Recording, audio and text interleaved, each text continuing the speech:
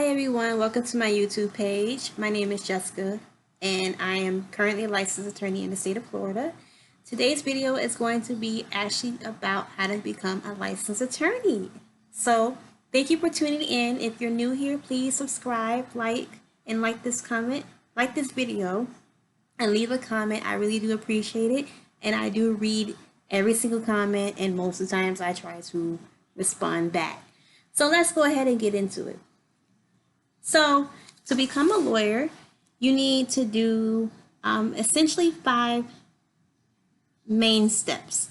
So the first step is to attend 4 years of undergraduate and obtain a bachelor's degree. The bachelor's degree can be in literally any major you choose.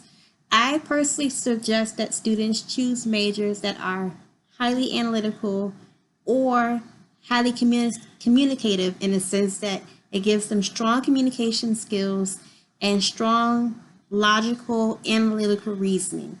So those majors I recommend usually are journalism, communications, English majors. My major that I chose for undergrad was criminology. Reason being is because I had desires to become a prosecutor, but I didn't end up pursuing that career path after I graduated law school, and that's perfectly fine, because what you'll learn when you get into law school is that you get exposed to a whole bunch of areas of laws that you can actually pursue. So you might come in wanting to do and be one type of lawyer, but in the end you might decide to do another area of the law. I wanted to be a prosecutor. My ultimate goal was to practice law as a prosecutor, but I fell in love with estate planning and business law, so I decided to pursue that route instead. But again, you can study essentially anything in your 4 years of undergrad. Just choose a major, in my opinion, that's solid in analytical and communication skills, because that's what you're going to need as a solid base to do well in law school.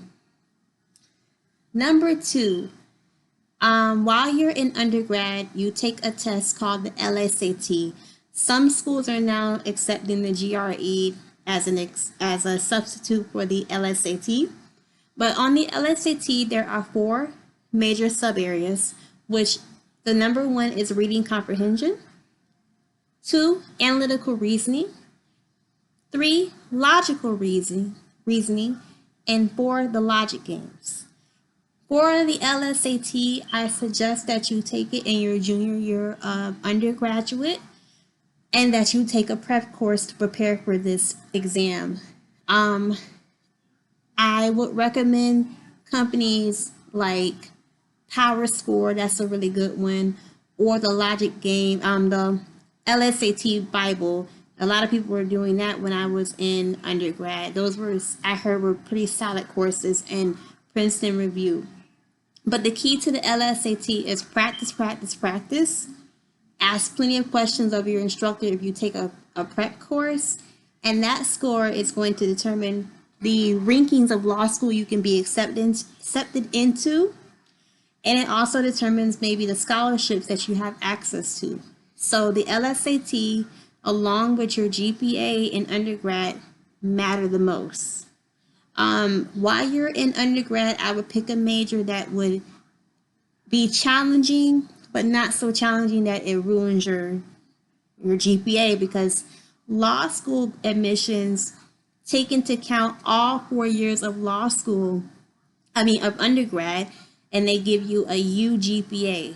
So it's different from a master's program where they look at your last 2 years of undergraduate. Usually the law school looks at your total body of work from start to finish, but when you entered in undergrad and when you finish. So pick a major wisely that's going to challenge you, yet not sink your GPA, because GPA and your LSAT score matter the most when trying to get into law school and becoming a lawyer.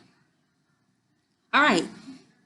Next is, of course, being accepted into law school. And once you're accepted into law school, you're going to have either 3 to 4 years of law school, depending on what path you choose. If you are a part-time student, the program is 4 years. If you're a full-time student, the program is going to be 3 years. Some people can even graduate in 2.5 years, depending on the path that they choose and how many courses they take. But nevertheless, you're looking at, on average, between 3 to 4 years, depending on if you're a part-time or a full-time student. All right, guys. And your last year or your 2L year, and if you're a part-time student, your 3L year, you're going to sit for an exam called the NPRE.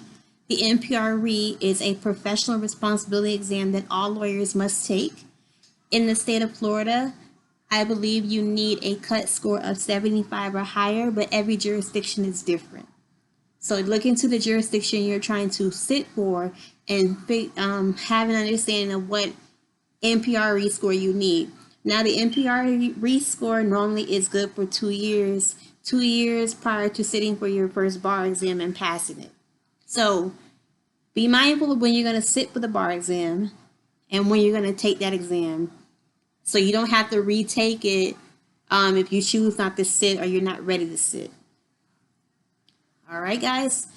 And then the last step is sitting for the actual bar. The bar is literally the most stressful experience you're going to have in this whole process to become a lawyer. It's a 2 to 3 day exam, depending on the jurisdiction you're in. In Florida, it's a 2-day exam. The exam is from approximately 9 a.m. in the morning till the afternoon. So it's about a 6-hour exam and equates to be about an 8-hour exam with the break included. And it's 2 days. The bar exam on day 1 in Florida has 100 multiple choice questions in the afternoon and 100 multiple choice, 3 essays questions, in the morning time. So on day 1, there's 3 essay questions in the morning time, all on Florida specific subjects. You don't know what subjects in Florida they're going to test on those 3 essays. So you basically have to study everything, and they can test up to 3 subjects in 1 essay. So it's very intense. And in the afternoon, you have 100 multiple choice questions, and they're both weighted equally between the two. In my opinion, Florida multiple choice questions can be a little, they're straightforward. They're either you know it or you don't, but people sometimes completely blow off the multiple choice questions because they put all their energy in the essays, but the multiple choice questions are weighted equally. So the next day you come back, you take the multi-state bar exam, which is basically uniform across all jurisdictions. And it's basically 100 multiple choice questions in the morning and 100 multiple choice questions in the afternoon. You get 3 hours for each morning, for the morning and the afternoon, same as on day 1. And they tell you what 7 subjects you're going to be tested on, and they also break down from the National Board of Bar Examiners what percentage is going to be allocated to each subject sub-area. So, with that being said, the NPRE is usually what people put their emphasis on because it's in my opinion, tougher than the state specific.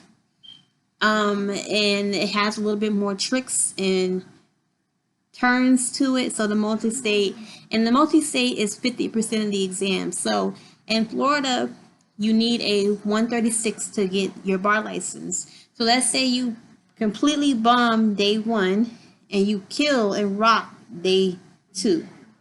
If your average between both days averages to 136, then you pass the Florida bar exam. So a lot of people put all their energy into the multi-state because it's more predictable and it'll make up for maybe a crappy day on day 1 or the essay wasn't up to par, whatever the case may be. So I hope this was helpful. I feel like I kind of rushed parts, but if you have any questions, please comment down below. I'm willing to answer. Excuse the fro of the hair. It's all natural and waving it out today. But thank you guys for tuning in. I really appreciate it. And like I said, please comment, like, subscribe, and share if you so wish. Thank you. Have a blessed day. Bye.